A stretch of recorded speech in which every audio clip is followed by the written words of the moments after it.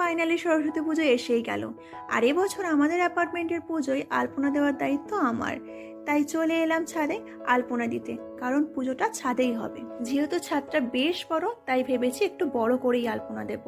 আর এই ভিউটা দেখো, এটা আমাদের ছাদ থেকে দেখা যায়। আর ওই দেখো ট্রেন যাচ্ছে, পাশেই আমাদের স্টেশন। এবার চলো যেখানে আলপনা দেবো সেই জায়গাটা তোমাদেরকে দেখাই। রোদটা কিন্তু বেশ ভালো ছিল, তাও কিন্তু বসে পড়েছিলাম আলপনা দিতে। প্রথমে দেখো চক দিয়ে এইভাবে আউটলাইনগুলো করে নিয়ে তার মধ্যে আমি রং দিয়ে আঁকছি। আর যেই বিকাল হয়েছে দেখো বাকি সদস্যরাও চলে এসেছে আমাকে সাহায্য করতে।